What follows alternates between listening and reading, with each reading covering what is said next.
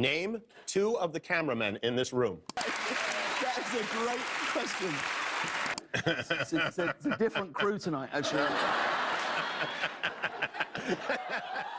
For nearly a decade, James Corden was Hollywood's favorite Brit. He wasn't just a talk show host, he was the guy who got Adele belting out in the car, convinced Michelle Obama to sing Stevie Wonder in a minivan, and pulled off Broadway-level stunts in the middle of LA traffic. To audiences, he was the cheeky, charming everyman who seemed impossible to dislike. But behind the scenes, another story was quietly building. Reports of arrogance, bad behavior, and outright cruelty started surfacing. By the time he left The Late Late Show in 2023, his reputation had collapsed. So how did James Corden go from the man who reinvented late night to one of the most disliked names in the entertainment industry? Let's unravel the downfall of James Corden.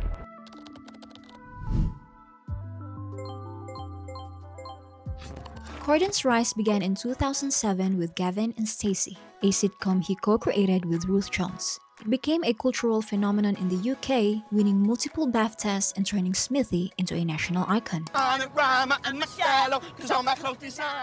In 2012, he conquered Broadway with One Man, Two Governors, winning a Tony Award and gaining the attention of American producers. His comedic timing and self-depreciating energy made him a natural fit for variety television. So when CBS needed a new Late Late Show host in 2015, Corden was a risky but inspired choice. He was unknown in the US, but Carpool Karaoke changed that instantly. Between 2016 and 2019, James Corden was everywhere. He hosted the Tonys, the Grammys, appeared in Into the Woods, and became a regular guest at major Hollywood events. His show racked up 9 Emmys, and Apple even bought the rights to a Carpool Karaoke spin-off. He positioned himself as the fun celebrity, but off-camera, a different story circulated. Long before he was America's late-night sweetheart, Corden had already shown flashes of ego. At the 2010 Glamour Women of the Year Awards, he clashed publicly with Patrick Stewart, mocking the actor's age after Stewart called him out for slouching on stage. Don't stand at the back of the stage with your hands in your pockets, looking around as though you wished you were anywhere. I'm so sorry, but when you come up and present an award, just get on with it. From where I was sitting, I can see your belly. You can see my belly, and we can all see you dying right now. Let's go. It went viral across British tabloids. In 2017, Corden made jokes about Harvey Weinstein at a charity gala. Harvey Weinstein has already asked tonight up to his hotel to give him a massage. Has been weird this week though, hasn't it? Watching Harvey Weinstein in hot water. Ask any of the women who watched him take a bath. It's weird watching Harvey Weinstein in hot water. Just days after abuse allegations broke, actress Rose McGowan blasted him for mocking victims, calling his behavior repulsive. He apologized, but his judgment was now in question. But these weren't career-ending moments. Instead, they became reference points that Corden's public image and private behavior didn't always match. But when Hollywood gave him bigger roles and a bigger stage, those cracks became impossible to hide. By 2019, his acting career started working against him. Cats, a $100 million box office disaster, was mocked as one of the worst films ever made. Corden's performance, complete with digital fur and slapstick gags, Okay, and yet you embarrass me. That's what I say to you. Okay, now listen, you'll never get me up there. became a meme. Then, his role in The Prom was slammed by critics for caricaturing a gay character. I stagger, I stammer, I sob. I make the audiences feel my pain. And LGBTQ audiences branded it tone deaf. Even The Late Late Show was under fire. His recurring game, Spill Your Guts or Fill Your Guts, where guests chose between answering questions or eating gross foods, drew backlash for featuring traditional Asian dishes.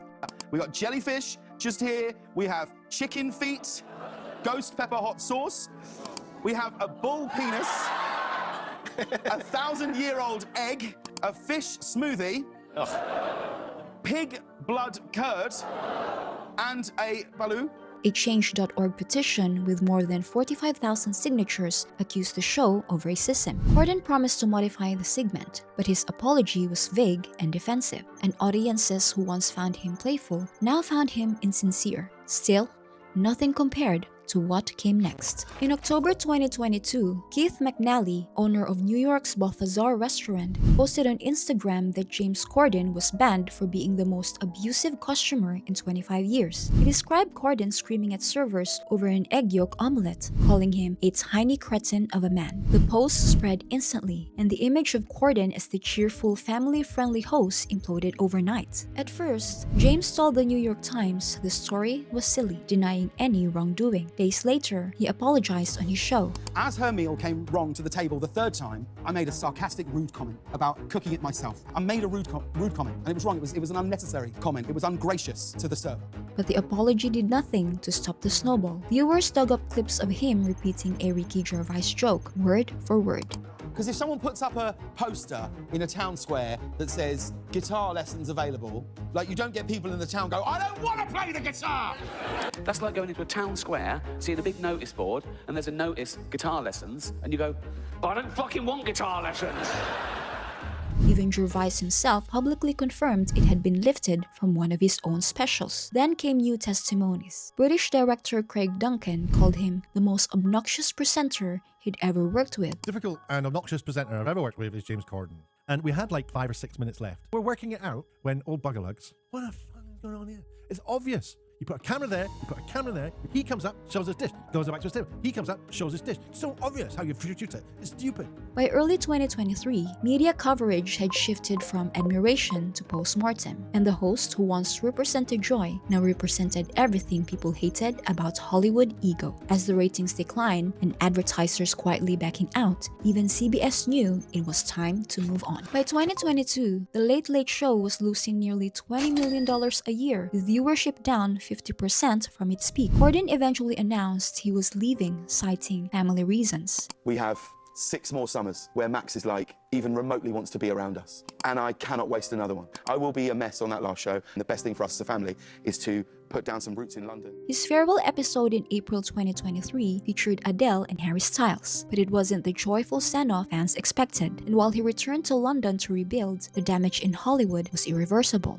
Since leaving late night, Corden has shifted back to stage work. He starred in The Constituent at London's Old Vic and joined an experimental play, Eco, at the Royal Court Theatre. He's also co-written what's promoted as the final Gavin and Stacey episode, which aired on Christmas 2024. He's also planning a Broadway return in Art alongside Neil Patrick Harris and Bobby Cannavale. But this time, the coverage feels quieter. James Corden once built his empire on charm, music, and the promise of being everyone's friend. But in the end, he became a punchline, remembered less for his viral joyrides and more for arrogance, plagiarism, and a restaurant ban that went global. So what do you think? Is this the beginning of a quiet redemption, or has James Corden already played his final act? Let me know in the comments below.